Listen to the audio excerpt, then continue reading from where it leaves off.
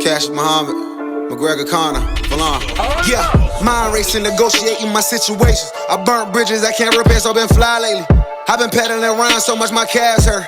Do scope. This is Queese, man. Appreciate everybody's been rocking with the channel, supporting, subscribing, liking, commenting. We appreciate it all. As y'all see by the title, it's a really vague title. How did Wale get left out the conversation? What conversation? What are you talking about? Y'all know what I'm talking about, man. Every time we talk about rappers that had a run, rappers that should have been in the big three, rappers that don't get their flowers and we don't talk about enough, Wale fit that, if you ask me. Because when y'all say out of the big three, Sean should have been next up in there, or Sean had the best chance to go in there, or when y'all talk about people who are producing hits last decade and who was actually running stuff and who was everywhere popping up on songs, I never hear Wale come up, or it's very few. And with his resume, his discography, the hits he produced, you would think you would hear him a lot more. And I know it's some other things that play on why we don't hear Wale name in there and we hear everybody else, but I hear Meek name get thrown in there. I got no business being in there. Ross name gets thrown in there. Future name gets thrown in there. Big Sean name gets thrown in there. And Future got a case just because of the amount of hits he produced. I'm not saying that some of these dudes don't got cases, but I feel like Wale should get a stronger case just as well. I think you can even argue Wale was better last decade. What he put out from 2010 to 2020 is on par with what Cole did. I can make that argument, and I'm gonna make that argument not only for him potentially being up there with Cole, but everybody else that I named outside of Kendrick and Drake. But let's get into it. When you're talking about guys who have put a good stake in the era, who was running things in the era, first thing I go to is the hits. The hits is kind of where you got to start. You can't really say you were dominant or you were running things for a particular year if you ain't got no hits. And Wale got the hits. If you give me a verses with any of those guys I named outside of Drake and Future, and we had to do a verses, it's gonna be a long night. If you give me Wale and I got to build a playlist of his best 20, it's gonna be a long night. Let's go. Let's list off some of his hits. Let's list off some hits, and they'll let me know if I'm tripping or these ain't really hits, and I'm just trying to gas Wale up. So let me just say, Body with Jeremiah. We got That Way with Jeremiah. Ambition. We got Matrimony. We got Slight Work. We got the one with Gaga. We got On Chill. We got Lotus Flower Bomb. We got Sabotage. We got Bad. I'm already at 10. Each one of those had a stranglehold, at least in the culture, at least in the hip hop culture. Those had a stranglehold. They didn't chart the highest. They ain't go number one on Billboard. They ain't even go top 10. But if you're talking about what we was hearing, it was definitely those songs over and over and over. He was a feature on No Hands. That's 11. I got a solid 11 just off top that you can argue that you could put up against anybody's for real that don't got chart top and Billboard hits out of the ones I named. Do y'all agree that those hits? Do y'all agree? Am I tripping? But I remember hearing them songs everywhere I went. So if you ask me, Wale got that mark checked. Now we need to go to the discography, right? Because that's where this whole thing lies at. This is where I'm making my case why I think he belongs in the conversation before any of those guys do. Is his body of work. Now his albums didn't get the same coverage, the same push, the same marketing as everybody else's albums maybe have gotten. That's due to a lack of label support. Even Wale himself has brought up that he didn't really create enough awareness on his albums as well. So we won't get into that later. But what I decided to do is I took those guys. I took 4 people. I said, let me get Cole, let me get Drake, let me get Kendrick, let me get Sean. Let's compare last decade, their bodies of work. Let's start from 2011 and let's go to around 2018. Because at the 2019 to some of those people stopped dropping and then come back until a couple of years later. And 2010, everybody didn't drop. I feel like, their best projects where everybody dropped at least was 2011. So I think that's a good time to start, because 2010 was only Drake, Thank Me Later, and Wale had Attention Deficit. So let's start at 2011. 2011, a lot of these dudes that I named came out with some fire punches, as far as their projects in that era, in that time there. Drake's sophomore project, Take Care. Now, we could just leave it right there. If you unbiased, you already know that album is revered as either a classic for him or one of the best albums to come out that decade. Regardless of what you feel about him, we can at least be honest about that. You go there into as well, Kendrick dropped Section 80. Now, Section 80 was the introduction to Kendrick. That he came out there and look, I don't know how many times I heard people rapping rigor mortis. I ain't know what the hell they was saying because they didn't know what he was saying, but it sounded like he was saying some fire. And then you got ADHD. I kind of get tired of ADHD, man. I got this joint on my Apple Music where every time I started on the aux on the Bluetooth, the first song that I got plays. And ADHD start with an A, so it's always that song, and it start off loud as hell. I get tired of that's a mute point, but he got that song on there, right? He got Ronald Reagan era, a lot of standout songs from that particular project. So that one is a really good project for him. It's people argue that being a classic project. So you got that right there. You got Drake. So it's two people already starting off fire. Cole dropped Sideline Story. Solid project for Cole. He showed he could rap, and he had content in his raps, because he had a bunch of songs on there that touched on all types of different topics. Lost Ones, Nobody's Perfect. He had a song he had with Lights Please, and Just Can't Get Enough, and it was all spread out, elite rapping. He showed he could make a song. That's what that album did for him. And then Wale dropped Ambition. Ambition is right there with Section 80, if you ask me. I don't think it's right there with Take Care, but it's right there with Section 80, and it's right there with Sean dropped, which was Finally Famous, and it's right there with Cole dropped. I think it's better than what them two dropped, actually. Ambition not only was Wale hungry, he rapped hungry on that. That is his best album. If you're talking about commercial success, and you talking about, I guess maybe, the hungriness he had. I don't even know. I can't even say that, but it's right there. Because I think the album he dropped after that was a little bit, was better. But Ambition gave you That Way. It gave you the song Ambition. It gave you Lotus Flower Bomb. It gave you, what else was on there? It was two other joints on there that I don't want to miss. Ambition also gave you That Way, and you Slight Work and Sabotage. 5 or 6 standout tracks right there alone. Them songs was in heavy rotation. Ambition was a critically acclaimed album for him. That was a really good project, man. And his marketing on there, he put everything he could to make that album what it was. And I think that's why it was received that way. And I think that was lacking in some of the other projects. But we'll get there when we get there. So you give me 2011, I already got Wale right there with everybody else and above some of them. So I already got him there, and I already got him above some of them. Now, if you go to 2012, Kendrick dropped Good Kid, Mad City. I'm going to pause right there because we already know what that album did. That's one of the best albums that we ever heard all time. So we ain't gonna slouch that. Wale dropped For Lauren. Now, this is a mixtape. Most people don't even talk about this mixtape. But I probably ran this mixtape back maybe at least 200 times, man. Me and my homies, we'll play basketball. We'll walk right up Cobb's Creek. We'll listen to that nonstop, and then on the way back, listen to it as well. So you got Georgetown Press on there, which is a top 10 Wale song, if you ask me. Go check it out if you haven't. Song with Nipsey was fire. Song with Chinks Drugs was fire. Never Ever Freestyle. It's a lot of good tracks on there. He even had Bad on there, which became a real big hit for him.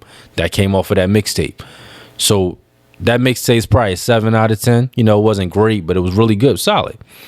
So you give me a really great album, you ask me. I think that album was like a 8.5 out of 10. You come back, you give me a solid mixtape, right? You got it right there. And then let's go into 2013. He dropped it, Gifted. Now, I think this is his best album. He hasn't rapped better than he rapped on this. I just think it's just certain levels. Like, it don't mean he got worse. But the level rapping he did on this album was just, second to none, man. The song with Meek, Heaven's Afternoon, Black Heroes, Bricks. It's so gullible. Even was a fire song. There's so many songs throughout that particular album there where I just felt like Wale was just on another level. He was just rapping. He was rapping out his mind on that album. And, I think produced a lot of good tracks. I think that's his best album, my favorite album of his. You also go to 2013 as well. Drake dropped Nothing Was the Same. If you're a Drake fan or you like when he makes conceptual albums, that was the last one that we got.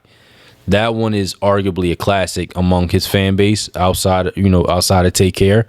So for it to be even up there and Take Care, people to feel like it's better than Take Care, that has to be a really quality, solid project. That album's like a 9 out of 10 for me. You go to Cole. Cole dropped Born Sinner. Born Sinner is my favorite Cole album. So Born Sinner don't have many skips on it, maybe one. So that's a great album in itself right there. Big Sean dropped Hall of Fame. Now, this one, Sean, clearly dropped below everybody else. Out of those artists, he's the only one to put out a bad project up at that point, right? So nobody liked Hall of Fame. I don't think Hall of Fame produced any hits off of it. It's a easily forgettable album, right? So you get there, I got Wale being better than Sean as far as the album already, but from the previous years, he's already above Sean. Kendrick dropped Good Kid, Mad City, so Kendrick is above Wale. Cole dropped Born Sinner, which is a really great album. But I feel like I got a really great album from Ambition, and I feel like Gift is a really great album. So I got him over Cole 3 years in. Let me know if y'all agree, but I got him over Cole 3 years in. 2014. Let's go to 2014. I don't remember 2014 off the top of my head, so let me go to 2014. Oh, my fault. Let me go back to 2012. Big Sean dropped Detroit in 2012. Detroit was fire. That is, people look at Detroit as one of Big Sean's best projects. Even outside, before you get to Dark Sky Paradise, Detroit is one of the ones where people say, nobody I know dislikes that project. Really good rapping.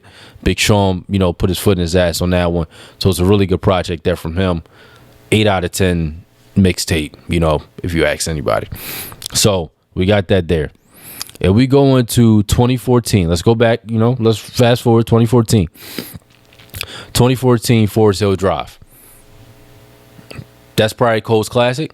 Most people don't, have a, Cole didn't have one up to this point, but I think 2014 Forest Hill Drive, people have deemed that album a classic. And I don't think it's just because the music, the rollout with that was perfect. I think he went to he was childhood home and he bought that back or something, or when he performed every song on those albums and those intimate concerts he bodied every performance. He made every song in that album hit harder by the way he performed it live. I think that also added to the way people received the album, outside of the outstanding rapping he was doing on there as well. No Role Models is his biggest song. Probably his best song. One of my favorite song from him. Most streamed song on Spotify is No Role Models. So No Role Models was a smash record for him. I think that might be a diamond record. Yeah, so I mean, clearly, he produced, quality off of that. Nobody else dropped in 2014. Let's go 2015. Album About Nothing, Wale.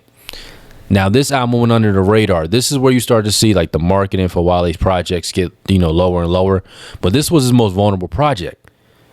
Album About Nothing, he talking about depression. He talking about suicidal thoughts. He talking about insecurities, relationships. This album, if you haven't checked, now it's not an album you're gonna bump into the car and if you're in a good mood, don't listen to this album. let's say that. If you're in a good mood, don't listen to this album, man. The beats are dark, the tone is dark. But if you can appreciate a rapper being vulnerable and you want to hear something outside of pussy, money, and weed, then that's a pretty good album to listen to. And again, I think, White Shoes was a good record. Helium Balloon was a good record. The man got Jerry Seinfeld all on the album. Now, that might not mean much to most people. Because, at the end of the day, we only care about the music. But that just tells you how much detail he put into making sure this was an album that had meaning to it. There ain't no filler songs on here. Jerry's narrating and he's connecting the songs to these, philosophical statements he's making. You got to give credit to that, man. This man is, 5-6 years in, still delivering at that pace. So who else we got in there? We got Pimp a Butterfly. Come on, man. They performing at college courses. I don't care what y'all say about replay value. That album is fire full way through. You gotta appreciate what he did on that album. I don't care what you feel about listening to the songs again. That's an art piece. And I don't think people got to be woke to feel like it's an art piece. I think it became cool to hate that album, but it's undeniable the impact it had when it came out. Dark Sky Paradise for Big Sean. Now, this is his best project up until this point, album-wise. Dark Sky Paradise had Blessed, which was a fire lead off to everything else that surrounded the album. But a lot of people like Dark Sky Paradise. That was a lot of people's favorite Big Sean project. So that's a good project. Outside of that, Drake dropped What a Time to Be Alive. Now, that had the biggest buzz out of everybody's project. Not better than everybody's project, so I put that at the lower end, right? But if we talk about, we'll get Kendrick that year, because I don't think nothing was better to Pimp a Butterfly. But I will put Wale's album right up with Dark Sky Paradise. I'm probably the only one, but I will put those neck and neck, man. Anybody that listens to that Wale album through and through is right there with Dark Sky Paradise. So I still don't feel like Sean has eclipsed him yet. And outside of Forest Hill Drive and Born Center, which are really great projects, I would stack them up against Ambition and Gifted. I would stack them right there with it. So I really don't even know if he over Cole. And we 5 years in. We're going to year 6. Drake dropped 2016. Drake dropped Views. Overhated album. How can y'all say an album is ass if it got Redemption on it, One Dance, Keep the Family Close, You With Me, Child's Play, Fire and Desire, Tuscan Leather. I mean, not Tuscan Leather, sorry. Western Rose Flows. How can y'all say an album like that is trash? Y'all let Joe, man. Y'all let Joe over, man. I can't believe y'all did that to Views. But Untitled and Master, Kendrick drop. Forgettable project. It was good. It was forgettable. Cole drop For Your Eyes Only. Overhated project as well. Go back and listen to it now without everybody calling it trash. You'll appreciate what he did on that album. It's a really good album. I give it like a 7 out of 10. Really good album there. But if you compare what came out on that, I guess you give Drake that one, I guess, compared to everybody else's. Wale ain't dropped nothing there. 2017, Big Sean dropped I Decided. Again, good project for him. Bounce Back, I think, was the biggest record there. People like that album. Damn took over that year. I mean, that's arguably top 2 in his discography. So he got that year. Drake dropped More Life.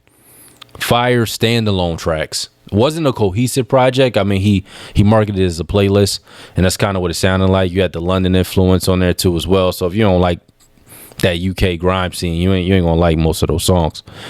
This is where Wale fell back though. So if somebody don't got him in the conversation or they forgot about what he did, this is where it started, because he dropped Shine, which was his lowest first week sales. I think he only did 28K first week. Now I don't care about sales, but it shows you how far he fallen as far as like the public eye checking for his projects. He used to selling 125K or more first week. He didn't really have any hits off this project. My Love went gold, but he didn't really have any hits off this project. It was an easily forgettable project. I seen Wale be better than what he did on Shine. Not saying Shine was a bad project, because I do think it was solid, but I seen a better Wale on those other albums. 2018, Drake dropped Scorpion. Cole dropped KOTD. 2019, Wale dropped Wow, That's Crazy. Album there too, it wasn't really, Wild Is Crazy had On Chill on it, which, still showed that he can still squeak out a hit record. But that being the case, it was an album that was forgettable too as well. But yeah, Black Girl Magic. He was writing about things that like he wanted to rap about, which I can respect. Good project though. It didn't get the reception he probably was looking for. That's down to marketing. So look, after we done, because I'm done doing the decade part, a breakdown of albums. After what I just laid out, can y'all definitively say that while like Cole was well head and shoulders above Wale around that time? Can y'all say Big Sean was head and shoulders above Wale at that time? I don't think so. So how did he not get in that conversation of somebody that could have been in that top 3 or right outside of it? Let's go into the reasons why that I think. These are some reasons that I laid out that I understand that what people have issues with Wale. public perception is everything. And Wale he did not want to play the game. And he alluded to that in interviews. I'm going to play a clip here from I remember. Okay, go. I'm going to let you go. What do you believe is a perception of you? Because clearly you don't agree. You think I'm throwing shade or trying to perceive it a certain way. What do you think the perception of you is? I'm unpredictable. They don't know. They don't know what I'm gonna do, and I'm fine with that. Oh, stop! They don't know. I'm at Coachella. I'm at Coachella with niggas, and they don't know which Wale they gonna get. They don't know if they're gonna get bright, happy Wale, or don't know if they're gonna get Wale like if you step on him or you push him, he's gonna push back, and then it's gonna be a scuffle or something like that. And I'm fine with that. I've learned to accept let's that. stop. So you hear him admit like that he didn't do a good job creating awareness on his Shine project, right? And if you hear, it's another clip too that I'm gonna play later, but he also like there was Joe asked him why he doesn't try to be like innovative or try different ways or go independent, and he was basically saying he relied on the label. Like he's used to a structure of being in the label because being independent is hard. It is hard to do. You got to do everything yourself. You need to have the money, self-funding. If you don't know the first way to do that, like being independent might not be the best for everybody. And that's what Wale was saying. Like he's used to the label handling things, and when the label is lacking on that front, then it leads to the whole thing falling apart as far as promotion goes. But he didn't play the game. He was this dude he played too cool for school at times. He would, not really try to do the marketing things to get his project out there. He did an interview with DJ Academics and then with Joe Budden. It just seemed like Joe Budden the only one that wanted to talk to Wale. But so you're gonna hear me referencing their type of interviews a lot. But he told Joe that they brought up, he made a comment where he was saying about Drake. He's saying the way Drake goes about marketing and bringing awareness to his projects, that's not something he can do. Drake, I ghost wrote for people. I'm not saying any names. Why would I say a name and stop the money coming? Why do we have? Of course, Drake is your favorite artist. Right, okay. Yeah, Drake is a fucking amazing artist. Drake is fucking dope. You know what I'm saying? But at the same time, some of the means in which that he goes about creating awareness, those are not things that I necessarily would do. You know what I'm saying? What you mean? I mean, I'm not the type of person to get into all that, but I'm just saying like I don't go through certain means to do it. Like his music is saying like Drake would date J-Lo and start a new relationship or paint his nails. He would do something to bring awareness to himself or then point it towards the project or something outlandish, right? Wale was saying like though that's not really in his character to be able to do that. So he just didn't want to play the game. Like he wasn't into all people doing certain things to get their project out there. He wasn't gonna fake be friends with anybody, fake shake hands with people and be around people to market his project. That's just not what he wanted to do. So he really was just trying to rely on the talent and rapping, which ain't nothing wrong with, but everybody else is playing the game that you in the field with. So if you don't got the personality to do that, to be able to not play the game, like it's not like he's a overly engaging person on social media and he puts himself out there. He don't do that. So you can't just sit back and think awareness is going to create itself, especially if you're not putting your presence on social media heavily like that. So I just think he got to do one or the other. You either going to be heavy on social media, or you going to play the game. You got to do one or the other. Or you going, or you got to be Kendrick. Every time you come out, it got to be a classic, or at least close to. So I think he didn't play the game. He made too many enemies, man. Not even just enemies. Every time you beef with somebody, whether it's a small beef or a big issue, you alienate a fan base. So when he had issues with Meek, when he had issues with Roscoe Dash, when he had issues with Cudi, when he had issues with Complex, or if he had issues with, there's a list of people that Wale had issues with at a point. You alienate a fan base every time you have those issues. And then what happened is people start to look at you as problematic because you're having all these different issues with people. You can literally type in beefs Wale had online and you'll have a slide of 10 or 11 different people. So, and then when we see you actually on video confronting certain people, you confront an announcer at a game, you cursing Complex out on voicemail, you now create a perception around you where people think you're just not a good person. And believe it or not, people care about that because they want to see people like that fail. So when you do sell 28K, they want to push that as much as they can. And then now you're just a laughing stock. So you can't, if you're going to be out the way, when you get in the way, you can't now be just getting issues with people. And I don't even blame the Meek stuff on you. Meek will wake up at 2 a.m. and just be like, hey, you know what, man? I don't like Wale. or Meek would just start an issue. You know, he was heavy off the drugs back then, like he admitted. So, you know, he was tripping back then. But that's what happens when you create that public perception. Not even saying you created it, but when that's created on you. Another thing too as well, man, I think MMG hurt him, man. I think joining MMG didn't do him any favors. I mean, it helped a little bit just as far as bringing a little bit more street side to his raps, because he was known for the girl records.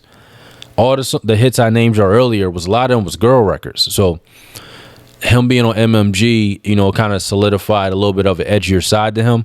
But he didn't fit MMG. Think about the dudes in MMG. Ross, Meek, you know, you got Stally in there. These are dudes that are braggadocious guys that, you know, care about materialistic things and have a street background. That ain't Wale. Now, DC wasn't sweet, but Wale was more focused on playing football, doing other things. He didn't really fit that background. His music didn't sound like theirs. He in the poetry, you know, Meek bragging about watches, you know, Ross bragging about other stuff. Wale just didn't fit the mold there. He's always looked like an outcast there. And I think that's where, you know, him and Meek's issues coming from. And Meek always say, like, yo, he thought Wale was jealous of him. They ain't the same person. You get stuff like that when y'all ain't on the same page. Like, y'all not on the same wavelength. Y'all energies don't match. You know, I think that kind of hurt him there too as well. What else I got on here, man? Also, I said this on the Big Sean video. If you want to put your stake in there, if you want to keep saying you're doubted, underrated, and you feel like you got this amazing skill level that you got to show, you got to talk about it, man. You got to be, rap is a braggadocious sport.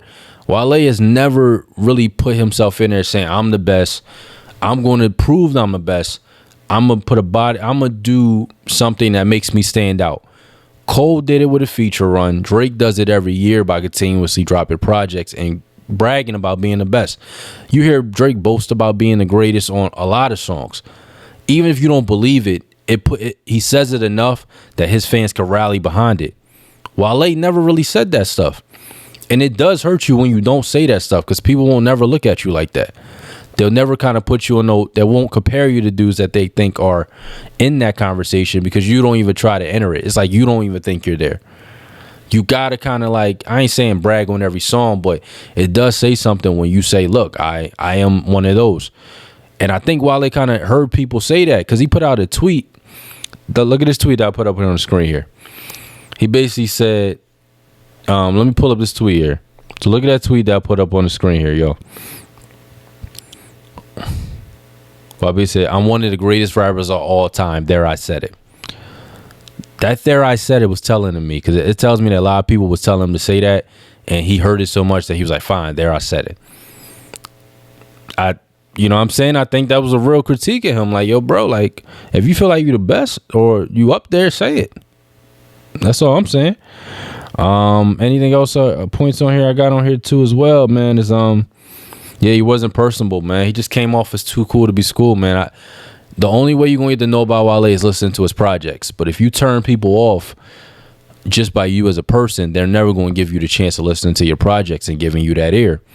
He said that on that Every Straight Day Struggle interview as well.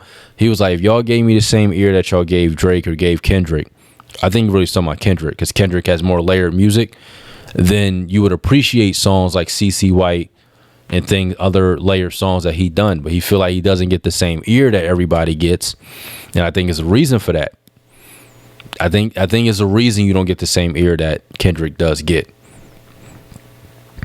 And lack of label support, man. I don't even put this one on him. I think his label just never really got behind him. I think things he wanted to do and the label wanted to do always didn't align. And instead of Wale putting a big fuss about it, he just did it, you know, for the label. He just did it because the label controlled everything. But I think it was a directional issue with some of the projects and some of the ways he wanted to bring awareness to his projects. And I think he said that in that interview. So if y'all watch his interview with Joe, he kind of breaks that down too as well, about the lack of label support that he didn't get. And he put something else on his shoulders. Like I said, he felt like he didn't create awareness for Shine, and he put that on his shoulders as well. He didn't really even want to throw the label on the bus, and Joe and Ack was trying to get him to. That just lets you know he's stuck in that ecosystem, man. He won't even put any blame on the label. He puts it all on himself. So he don't want to burn any bridges with them. Once he got out of major, he went right back to another major. Like I said, there's nothing bad about these things, but he is heavily reliant on the label doing most of the things for him. But I think it's not a like I said, what he did for Ambition, man, he created a whole marketing campaign around Ambition. He had a documentary that he did with his promotional team that he had, doing hashtags on Ambition, music videos, daily music videos, new drops. He had billboards. He was doing all types of things for Ambition to bring awareness to that project, and I think it makes sense that that's one of his most commercially successful projects. And for some reason, he just weren't able to keep that up on the rest of the projects. Ready to say him getting lazy, getting comfortable. I don't know, but I think that's part of the reason too as well. So I think that could hurt Wale too as well. So I think a combination of all these things I just listed is probably why he's left out the conversation. But from what I detailed to y'all for his body of work, hits, do y'all feel like he has a case? And I'm not saying he belong in there now, but I'm talking about when he should have been in there. Because when people talk about Sean, they talk about past tense. They feel like he should have been in the conversation. I feel like Wale should have been in there too as well. So let me know if I'm tripping, if y'all agree with what I'm saying. But I think he's underappreciated. I think he belongs in the convo, man. I also think one thing that could have got him in there too, is if Cole is his man's, and it's kind of reversed, but we know Cole backed out the Kendrick battle because it was his homie. Wale kind of did the same thing first when he had that issue with Cole. When Cole, said a lyric about Wale on False Prophets, and that had a big uproar where people thought they were about to engage in some lyrical battle, and Wale dropped Groundhog's Day, which was fire. Y'all forgot about this?